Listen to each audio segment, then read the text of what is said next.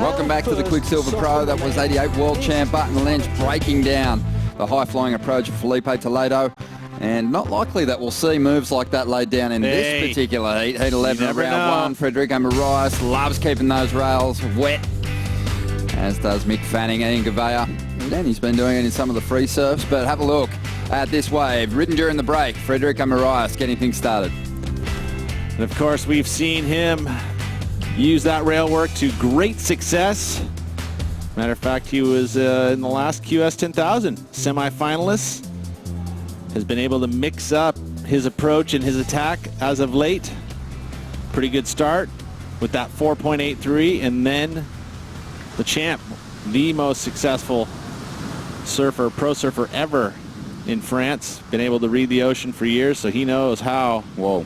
Full well is gets there a little late for that final move, decides to kick out, but what a carve. And also in on the mix, Ian Gouveia, utilizing that backhand, and of course looking in board shorts, so water still fairly warm now, especially midday. It is quite warm in the sun, warm enough that we see some board shorts getting put on. Ronnie Blakey here with Pete Mel to wrap up these last two heats off. Here goes Fanning again. So in second spot at this stage of the game, Ian Gouveia holding on to the lead. And it looks like Mick will take that spot after this ride. A couple of turns done already. He needs next to nothing. Oops. To make the jump into first. With 22 minutes remaining here, here goes Frederico as well. Loading up for something big here. As solid as it comes. They both work very hard at their trade, and the successes have shown this season. You know, first success being that you're on tour, but man, once he got here, but that usually never happens from him. And what happens, you know, again, attacking that lip, and you always want to have that final move be something very dynamic, and he's done that on that toilet bowl section at places like Haleiwa. But when you land with the explosion, to control your board is so difficult. That's why it's almost like he usually does that, where he kind of pops off of the lips and goes out in the flats, so he has to avoid the explosion of that wall. Didn't happen on that occasion. Of course, here was the second ride of Mick Fanning. Caught behind, was hoping to get around it. He is one of the best at getting back to that open face, but at that point, once he got there, that wave did not open up for him.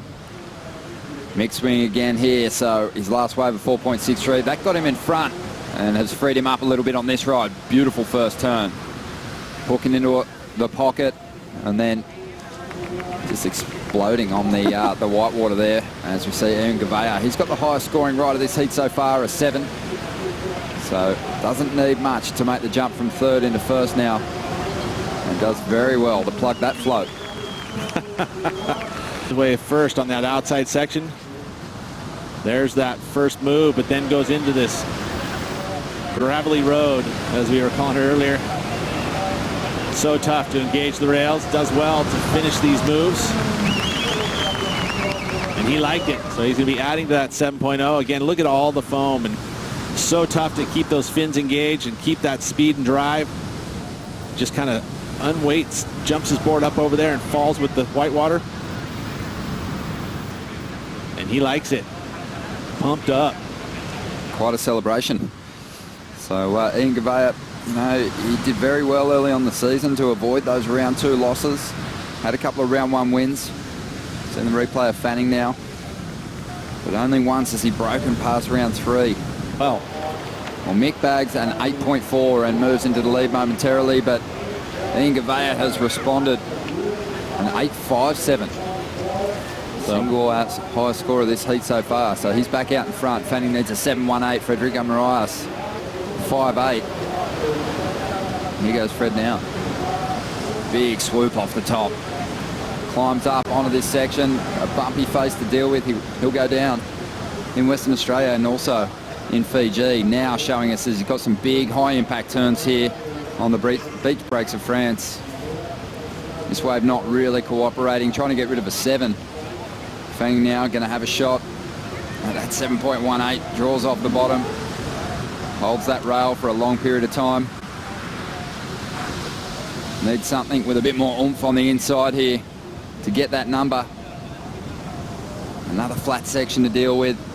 Just flowing through to the inside, adding points, but nothing major just yet. Bit of foam on the face to deal with.